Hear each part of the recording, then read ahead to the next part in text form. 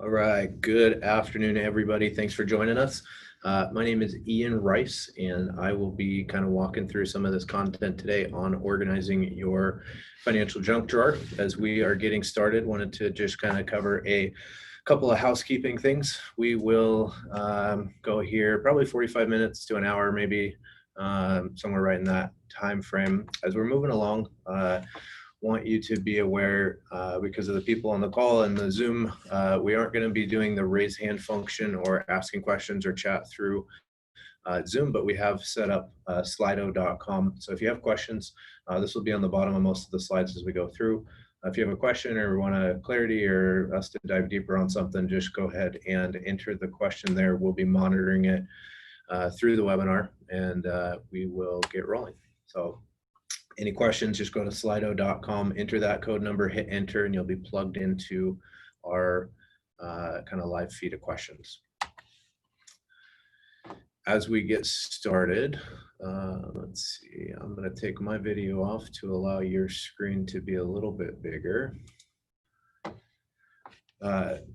One of my favorite quotes here is, truth, or more precisely, an accurate understanding of reality is the essential foundation for any good outcome. So as we look around, today's conversation is going to be on organizing your financial junk drawer. Most of us have that. We've made different decisions with different people. Life is busy. We don't always have time to do the things we know we probably should. So as we go through, I want to give you some good pieces of information today that you can utilize as you are organizing your own kind of financial world. So as we get started, we got to kind of start with where we're at. Financial blueprints are a big deal. Who we are, who we became has a lot to do with one, the decisions we've made, but a lot of the background that we've come from, our parents, our family, what we heard our parents and family talking about, our teachers, and now a lot our friends. There's some really interesting studies out that show that if you take your 5 best friends and average your salary, it probably is pretty close to yours. We kind of spend time with people like us typically. And so as we move along and we kind of start assessing your junk drawer or your finances and figure out how to make them better, we want to kind of start and challenge some of the mindsets that have gotten us to where we are. So beliefs kind of here at the end, what we have believed. Just because we have received advice doesn't necessarily mean it's good advice. Whether it's from dad or uncle or CPA or some professional or brother, the talking heads of the financial world, different people that have written books we'll talk about, but there's this intersection between emotion and logic, and it's kind of this where we think of no-brainer type of decisions. Since we were kids, we've been trained to try and solve tension in our minds, avoid conflict, but from a financial decision-making standpoint in our financial worlds, avoiding conflict doesn't always lead to the best results. And it doesn't have to be conflict. It doesn't have to be negative. It just means that it might be contrary to what we've believed, or if we want a different outcome, we need to make different decisions. So as we move along, a lot of the people that we work with and have worked with have created their financial worlds based on information that, might not always be what's best. So the different things that feed to that misinformation is there's books out there, really good books on lots of different topics, from budgeting, mindset, advice from super successful folks. The Tony Robbins goes around and interviews all the most successful people.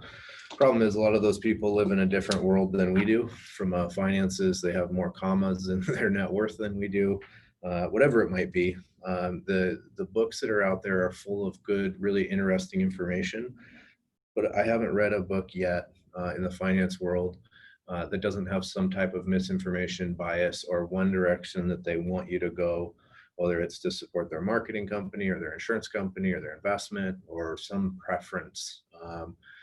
So as we go along, what I want to do is I want to try and help you understand some of the nuggets that are universal across those different kind of competing factors for our belief sets, and try and settle on some kind of key center things as you organize your world that can help make it better. So how do we get there? If we think about a junk drawer in our kitchen, I have a junk drawer in our kitchen. It has about 7 phone chargers in it. The reason that we have financial junk drawers is because we've had to make these decisions at different times with different people under different circumstances, usually without complete information.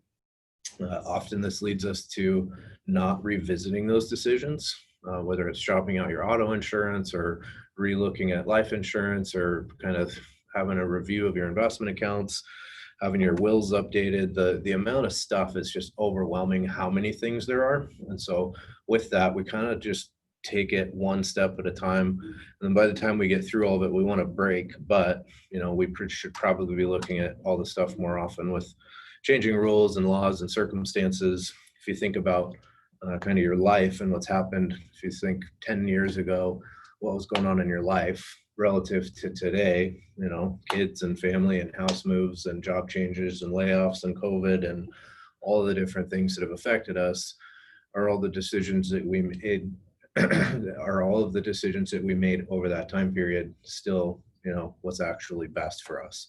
And usually the answer is no.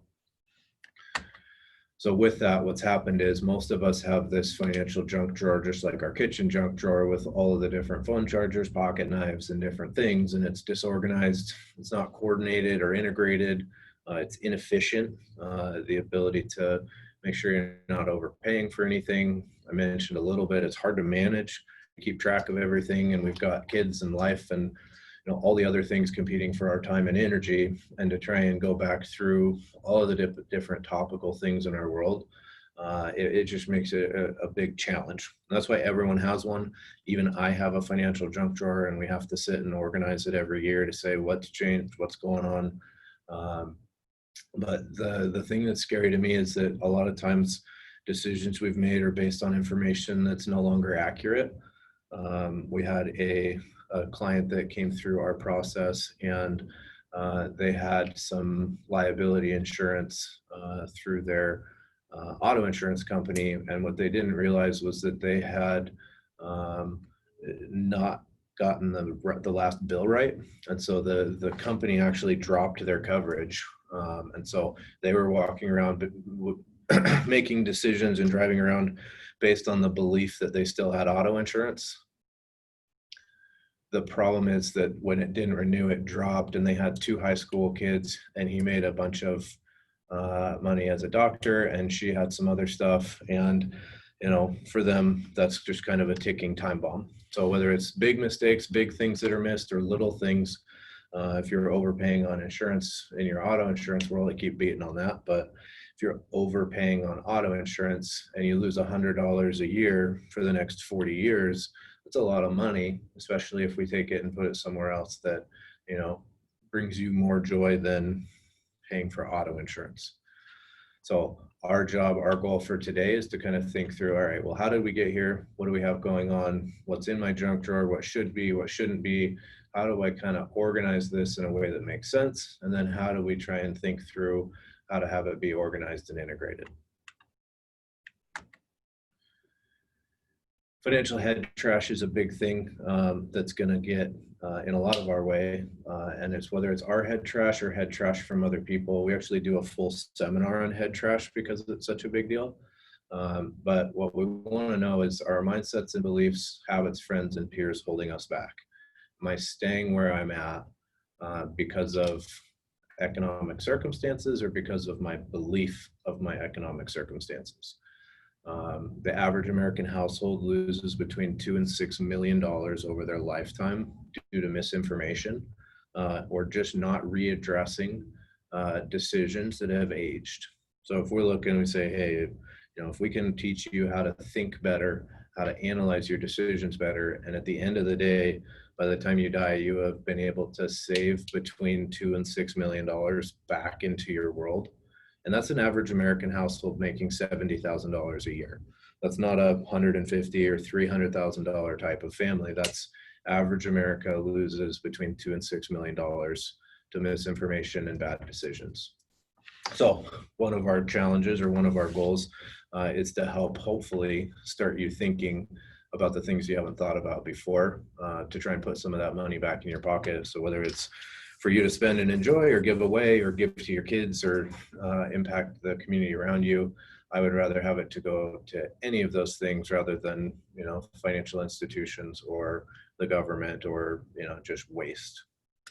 So as we look and we start to kind of challenge our beliefs, if it is true that we're wasting millions of dollars, when and how do we want to take it seriously, to kind of analyze our junk drawer and start to organize it? As I mentioned, there's your money. There's three parties that want your money. There's the IRS, the financial institutions, and then you.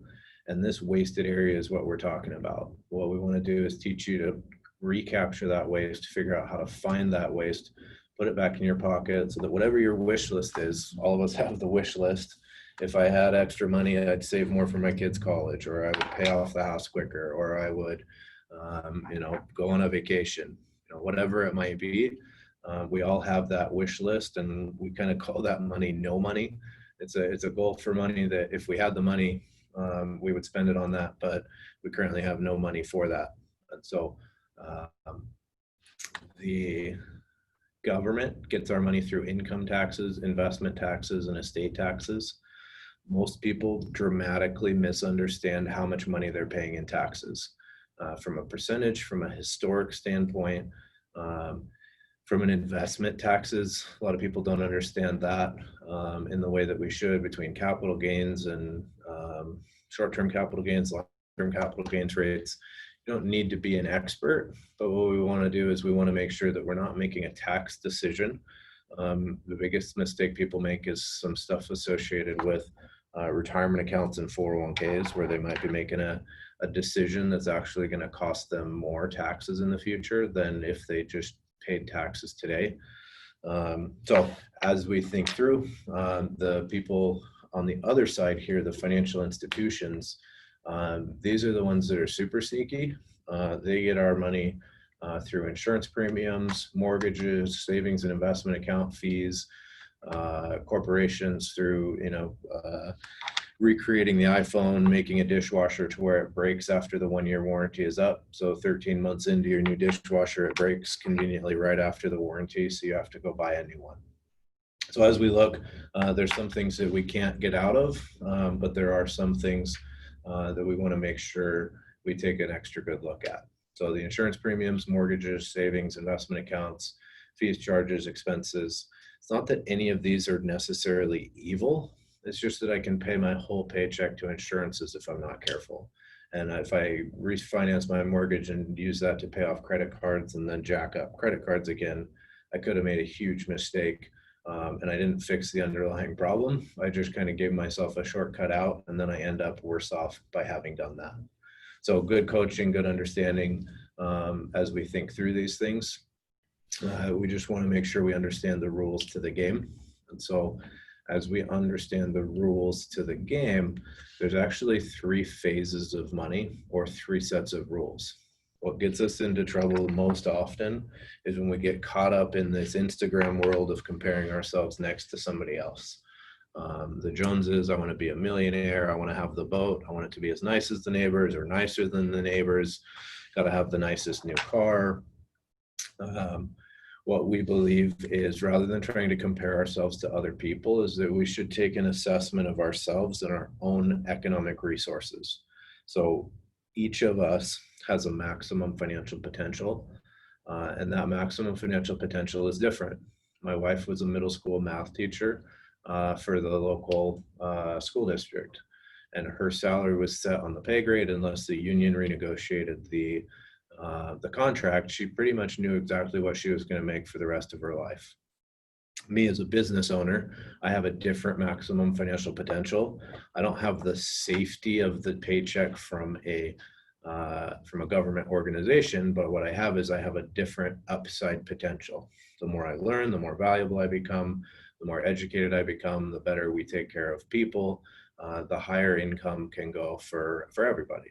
So understanding your maximum financial potential is a good place to start, so that you're not unnecessarily comparing yourself to people that just have different opportunities and potential based on the decisions they're making. So to start testing and measuring your decisions, we want to start to understand the accumulation phase, which is the easiest of all phases. What the accumulation phase says is we have money available to us in our world.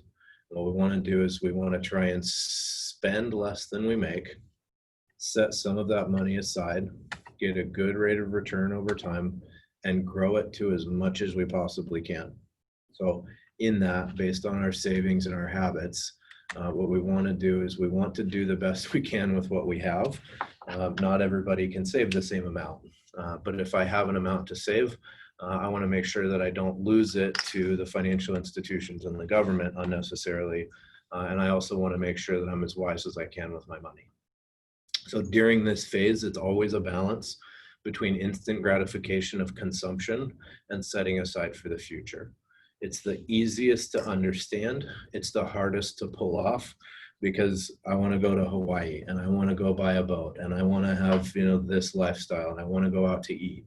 And so we're getting the money from work is, as simple as going to work and making a paycheck.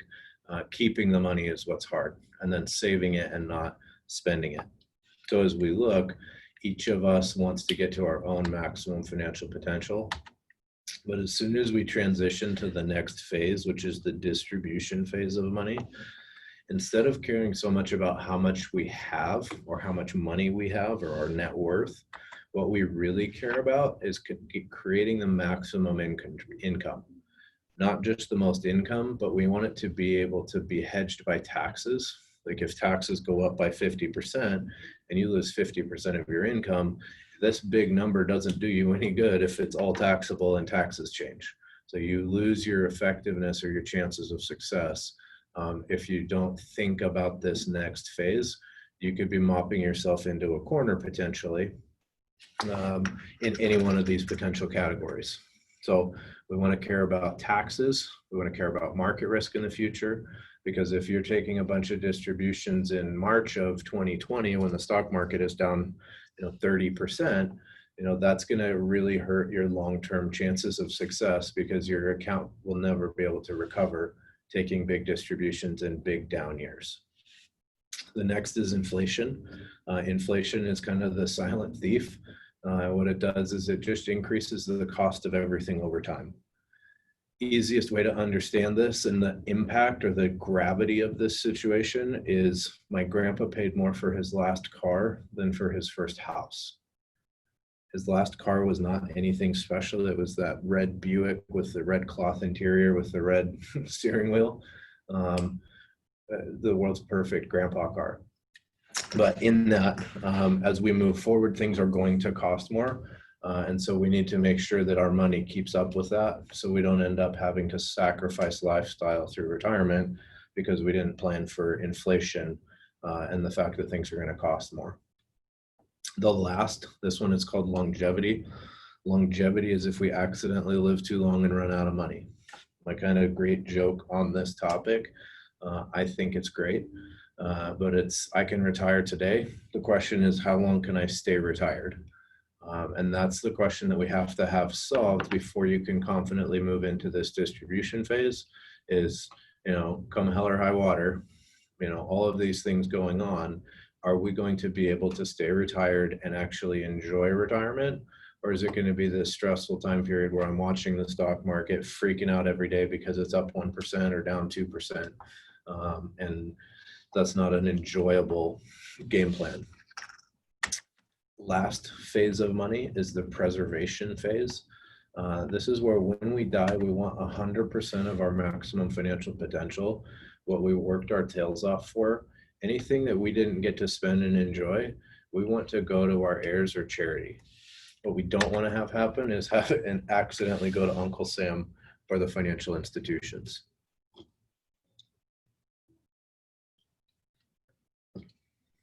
When we start to organize your junk drawer, what we have to start thinking about is, if we want to have the best results, what we want to do is we want to think three-dimensionally against each decision. If I'm making contributions to my 401k, How does that work in the accumulation phase? When I get out of the accumulation phase, how does that work in distribution? How does that work in preservation?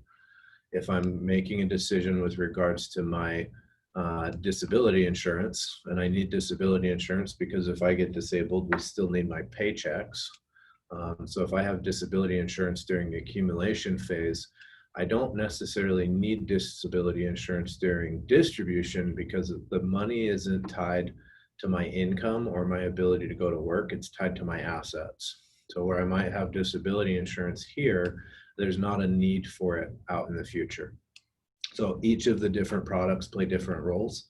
You're going to want to have homeowners insurance all the way across if you own a home. If you rent an apartment, you want to have renter's insurance so that if you get sued or if you burn the place down, you're not stuck holding the bill to pay for something that got burnt to the ground. So in trying to decide what's a good decision, we're going to talk in a little bit about the model and the systems that we use for this. But to know what a good decision is, a good decision in the accumulation phase can be a bad decision in the distribution phase. A good decision for distribution could be a bad decision for accumulation phase.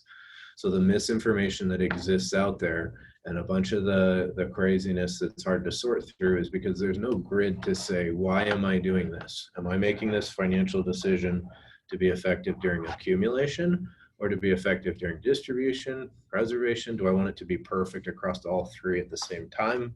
You have to have a higher level of thinking go into that type of decision making.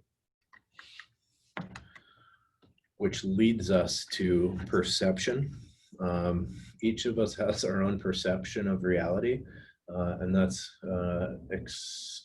extra clear to us today with all of the craziness with different information around COVID, different information around all the stuff going on in the world. But there's just this world of things that we don't know that we don't know. There's things that we know, and then there's things that we know that we don't know. When it comes to our financial world, a lot of the things that I'm scared of are things that I don't know that I don't know. I don't know if somebody's going to get elected and change taxes to 50%. I don't know if they're going to change the rules and make it illegal for me to own a home anymore. Like there's so many changes that could potentially happen. It's just stuff that I don't know that I don't know. What we know that we know is, we have the ability to make choices still. We have the ability to control our attitude. We have the ability to influence our value and change jobs and potentially work more or earn more. Or we might know that we have a disability and we're stuck in our current, disability benefits and we don't have a lot of options. Where you usually go to hire a financial advisor is to say, I know that I don't know how to diversify an investment portfolio, or I don't know how to handle my insurance, or I don't know how to create a financial plan. So knowing that you don't know that, you would hire a professional maybe to do your taxes or to do your will or to create a trust for you. Where we want to create value in our conversation today is we want to teach you a little bit about things you don't know that you don't know, but also help empower you to hopefully know things a little clearer. And if there are things that you think that you know that might not be true, we want to also challenge that a little bit.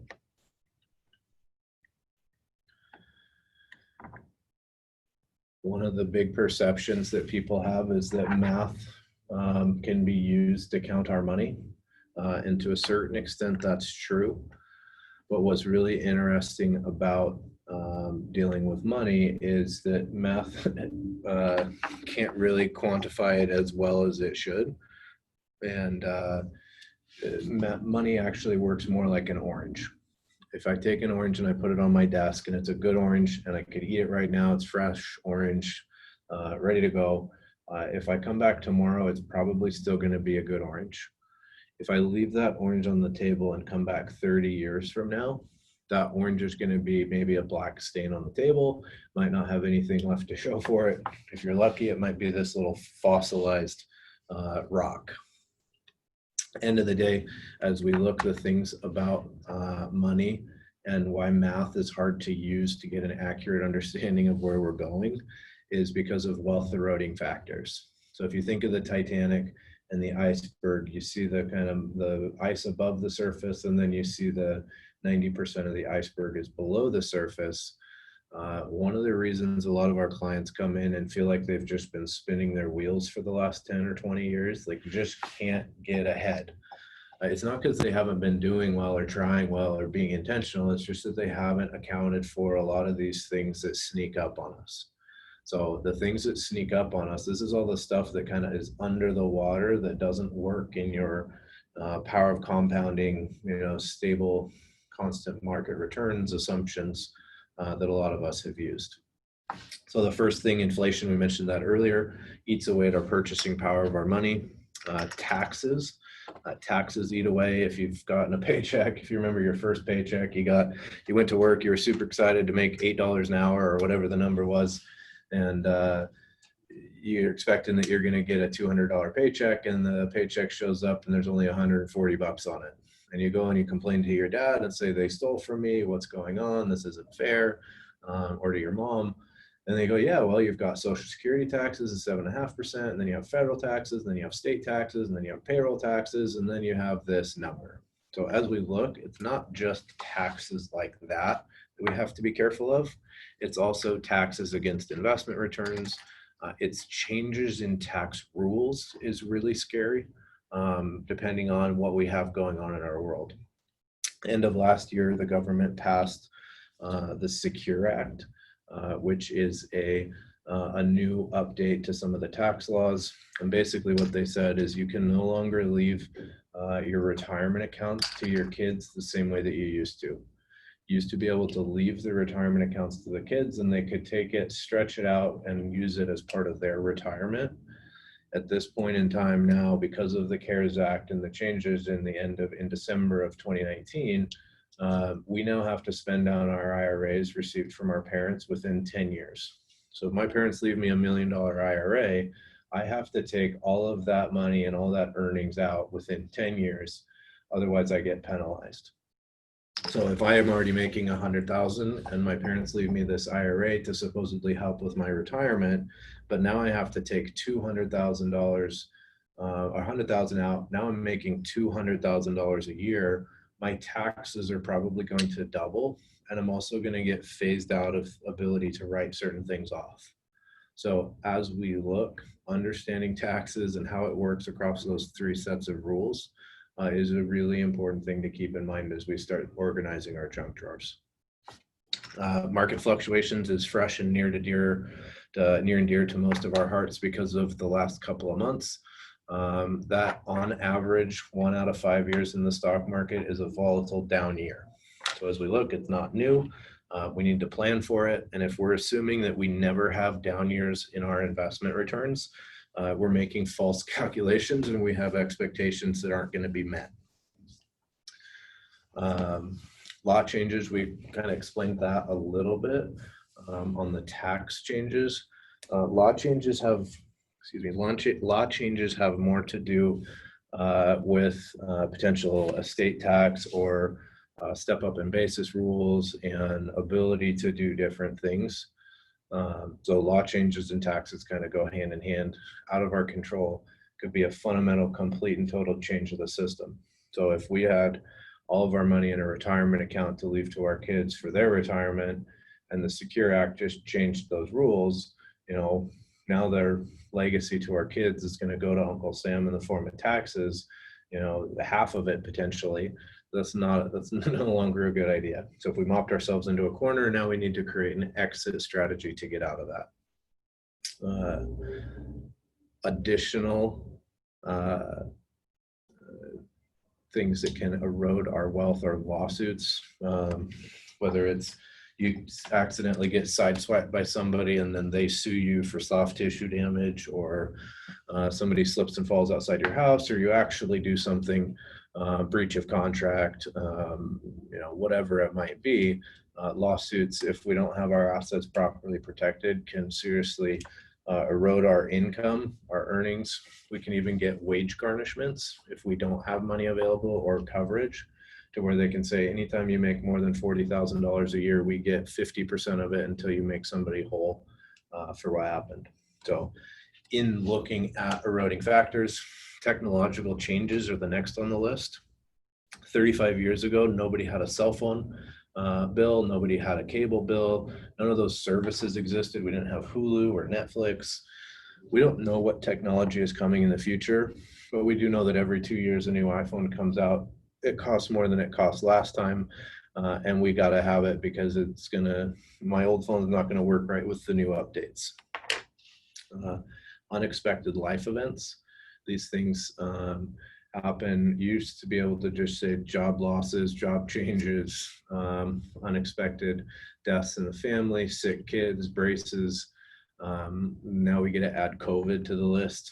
This word of unprecedented is overused, but it's a new thing. But there's always something new that's going to be coming down. So if we're not planning for the unknown, we're basically just not planning as well. Fees and consumer financing. This is a really interesting topic today. In the 1980s, so 1985, the average interest rate on a house was 17%. So the interest rates on mortgages in the 80s are the same concept as credit cards today. If you had a $300,000 mortgage in 1985, your monthly payment would have been $4,200. Today, for that same $300,000 house, the monthly payment is only $1,200 for principal and interest. So as we look, the expense associated with owning a house has dropped substantially, which makes us reconsider, do we need to pay off the house as fast as possible, or do we need to save money outside and use somebody else's money for longer? And that's a concept called opportunity cost of money. And it's really a good thing to start to learn about and understand. Increased standard of living, or what we call propensity to consume, is the more I make, the more I spend. When I was in college, I lived in a tiny studio apartment. All in expenses were like $600 between food, gas, lodging, insurance, all of that.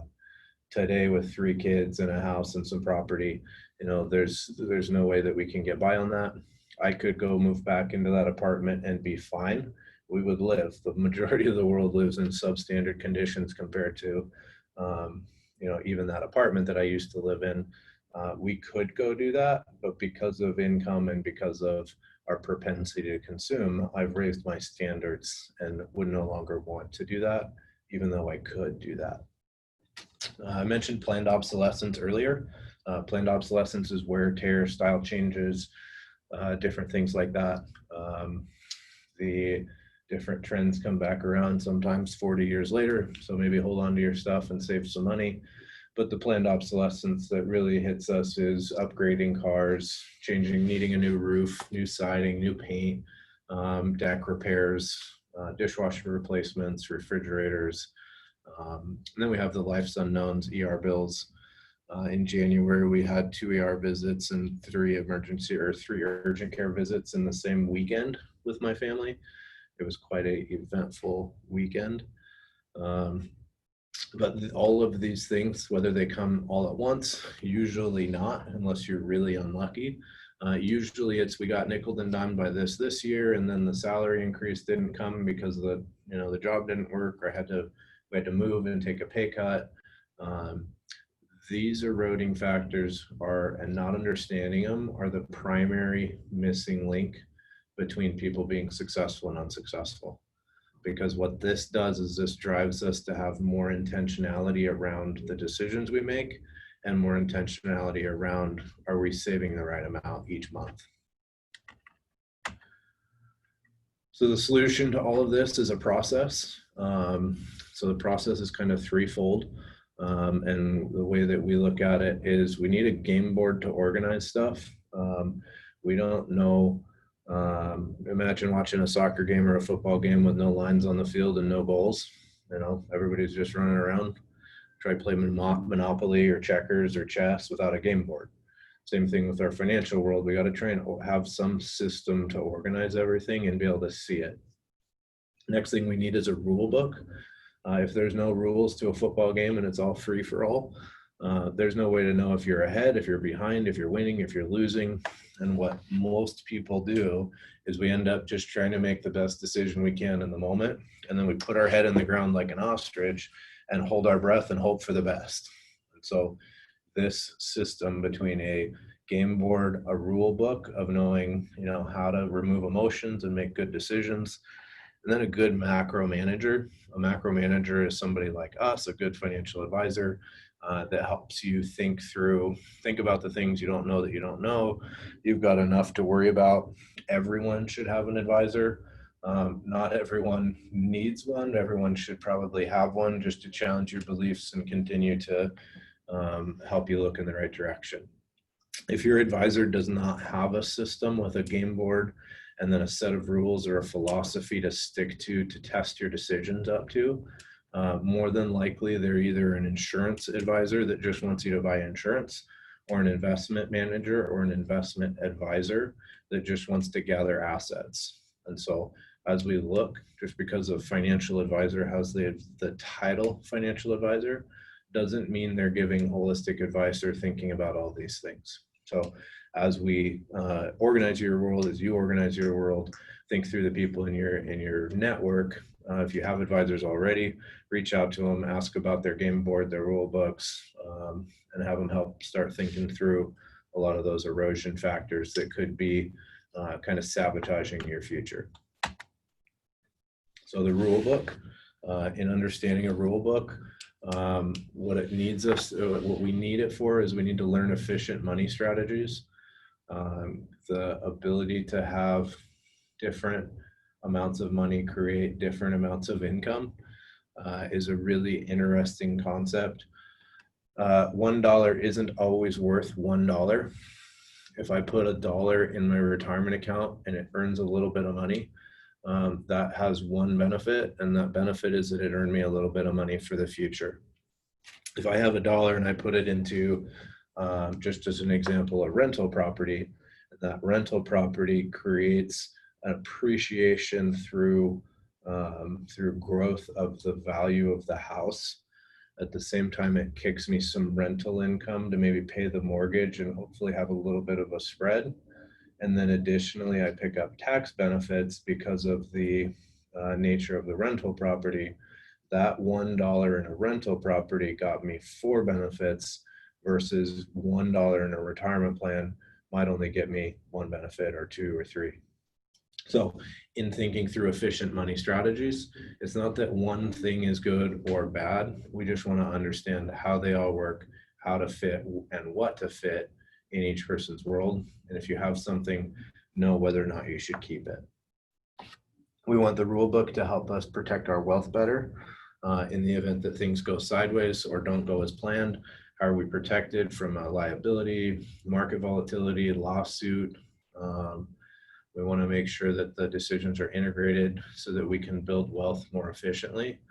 If we have the ability to have wealth grow at 3% and it doesn't have any risk, or 3% and it has a bunch of risk, would we ever choose the 3% with risk? And the answer is no. And it's just, how do we understand how to build wealth? Those are where the rule books and those educational pieces come into play. We want to increase our retirement income.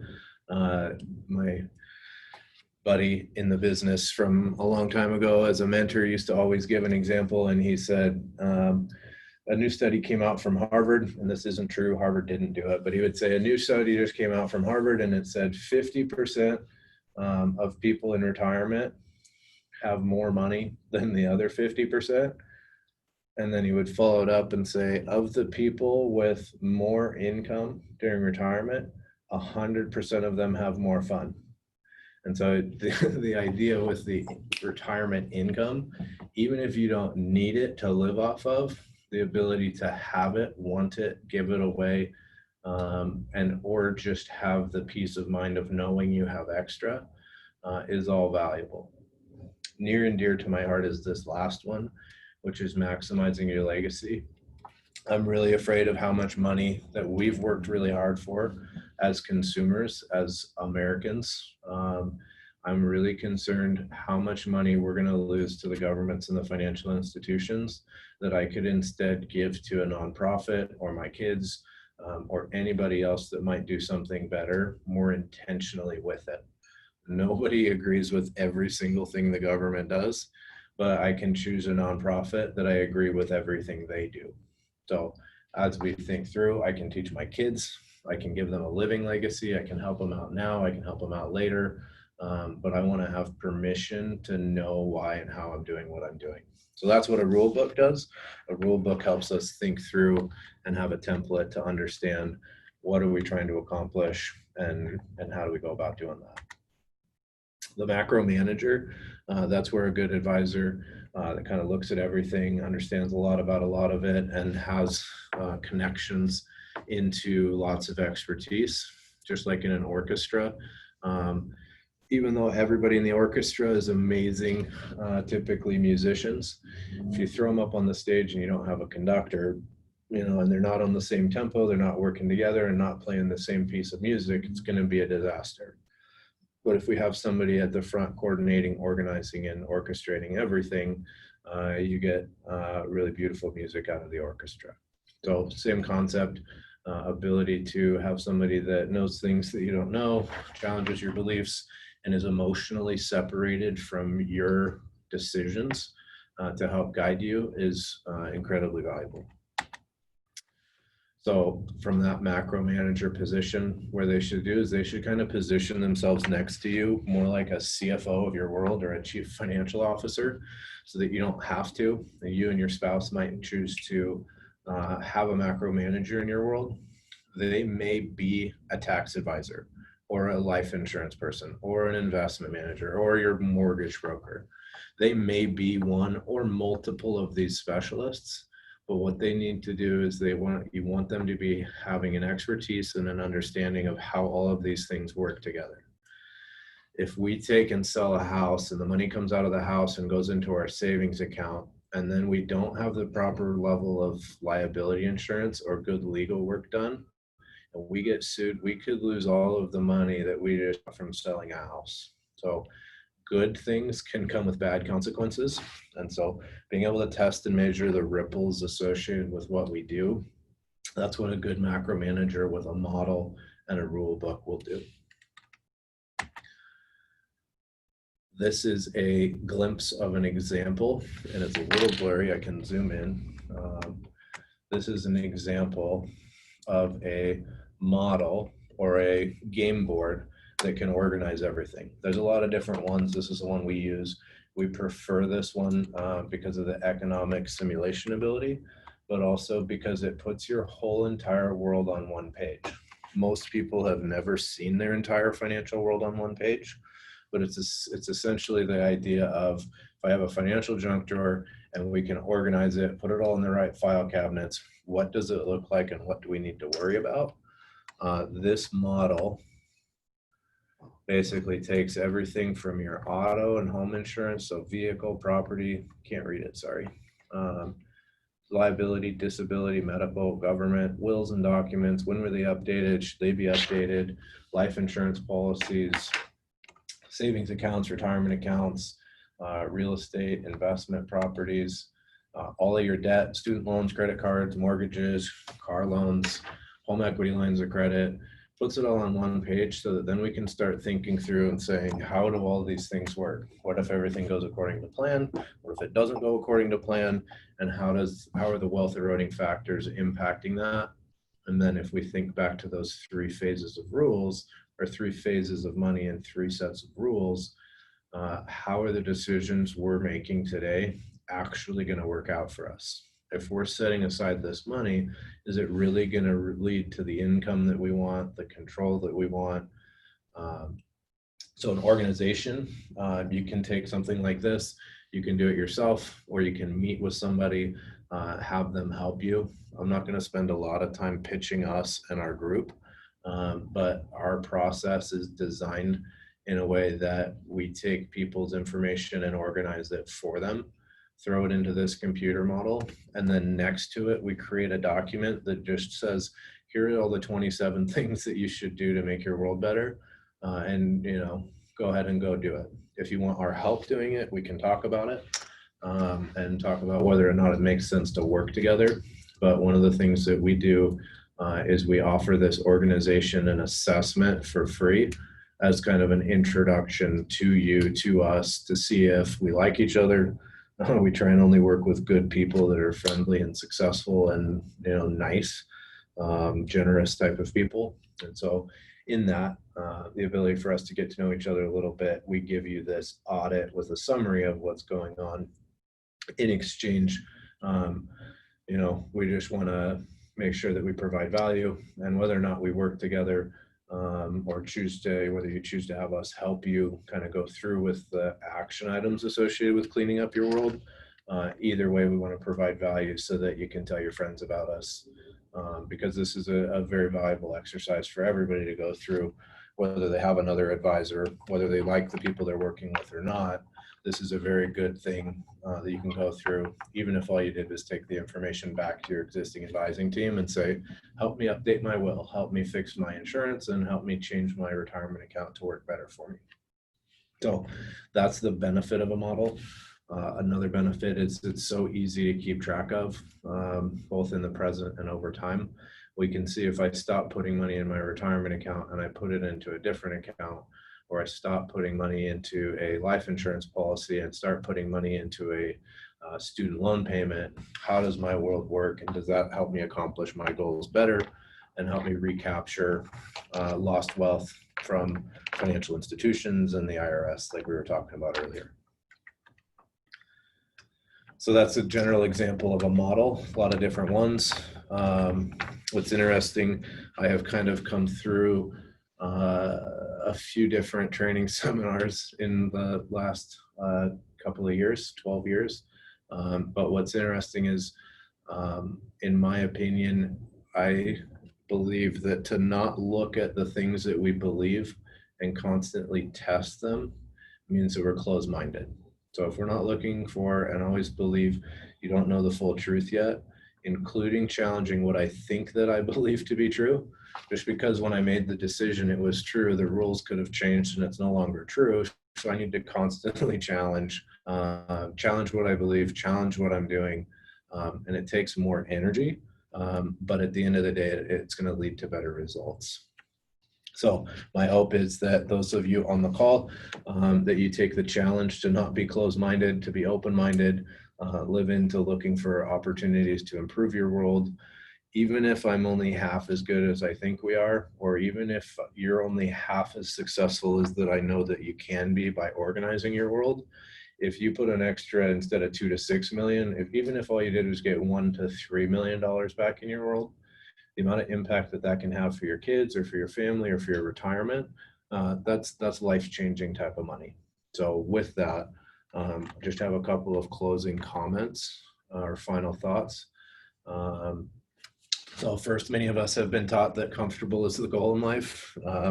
I believe that if you're not comfortable, you're not growing, and we need to learn to live with unsolved tension. Been reading some interesting stuff about kind of the old Spartan way of life. They didn't believe in comfort. They took cold showers. They took showers in wine. A lot of the elite performing military people of the world perform at the highest levels. They take cold showers in the morning. They, sleep on the floor one day a week just to remember not to get too comfortable. Not saying that you need to go take a cold shower or sleep on the floor, but from a standpoint of not continuing to look back at the decisions you're making and being aware, can be pretty costly for you. The other is always the nevers. As we move kind of through this, always the nevers should be a big red flag. If somebody tells you that this is always the best to always max your retirement plan or always pay off your house before you do anything else, there aren't always the nevers, and everything is different for everyone. So understanding what priority to do things in. If we're talking to people that use always and never a lot, chances are they're closed-minded, and chances are the information you're getting isn't based on truth, but it's based on a bias that they're holding on to protect their own sanity or to live and for themselves not to have tension in their brains.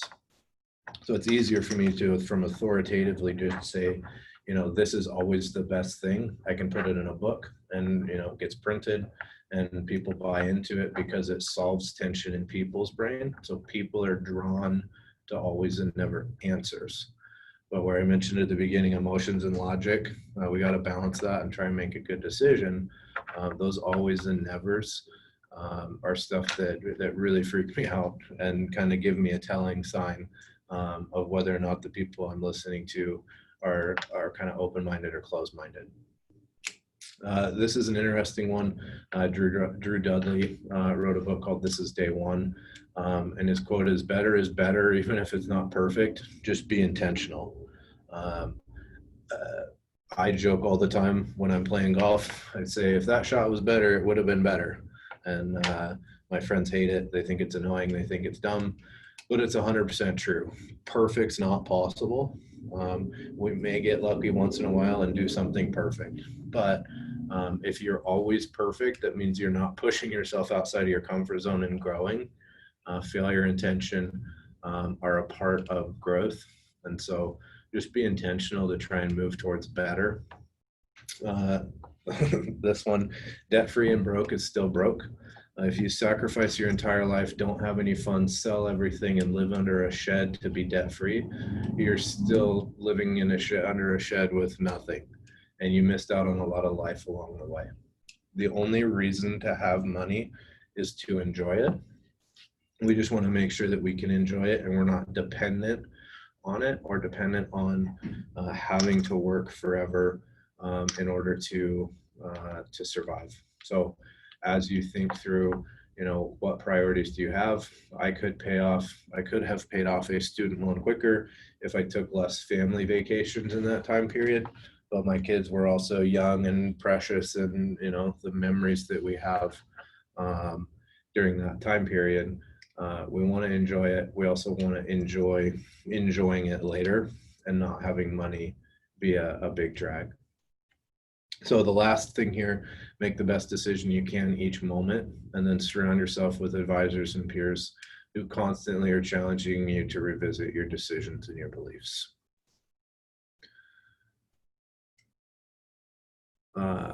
Had a question come through on Slido here. Answer that real quick and then go here to the last slide. A question that came through is, how are we able to work with you if we already have existing relationships in place? So good question. Thanks for asking. If we go back, if you look here, a lot of people have good relationships, good advisors, friends that they like. It could be your brother-in-law, somebody you worked with for a long time period. We don't come in our process and give you advice that says, go fire these people and hire us, or fire your person and hire our preferred person. We don't want to replace good work that's being done. We just want to give an assessment of how it's all working together and integrating. There's lots of clients that we work with that have an investment guy that they really like, and we give them pointers. They go back, they talk about those pointers, and the investment advisor makes those kind of recommendations or insurance type of stuff. So if you already have somebody, it shouldn't keep you from kind of reaching out and having the assessment, the overview. You may find out that what we do is a lot better for cheaper. You may find out that we're worse for more expensive. Like, we don't know what resources happen in your world or what you have going on, but what we have found is that in the last 11 years since we opened, we haven't done an assessment for someone and not been able to find inefficiencies that have put money back in their world. Whether or not you hire us, whether or not you put us in one of these advisory roles or in the macro manager role, we have not been able to help improve somebody's world. So good question. Hopefully that answers it. But we kind of partner with the people that already exist, as long as they're doing good work. Sometimes we pick up on the good work that's being done and take it to the next level of stuff that maybe they don't have available to them, or they've been doing a good job of hitting singles and doubles for you, but you might want triples and home runs, or you might want singles and doubles instead of somebody that's swinging for the fence all the time. So as we kind of wrap up here on the questions, if there's any other questions, go ahead and jump over to Slido, enter that event code. I'll be on here for a couple more minutes, but I appreciate you guys joining. Again, just remember, like, try and surround yourself with people that are challenging you to grow, move towards better, try and move towards better with everything that you do. And then anytime you feel like you're making an emotional decision, try and find some way to check that with logic. Um, and then give yourself a little bit of time to breathe. Nothing should be a rush. Almost nothing is that urgent that you have to do it right now. There are circumstances, like we mentioned earlier in the call, with the client that had 16-year-old kids driving around without auto insurance.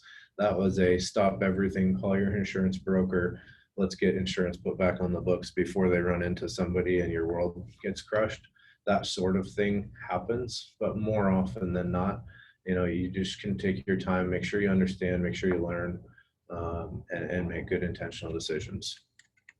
Get the game board, get the model, and make sure you have a macro manager you trust.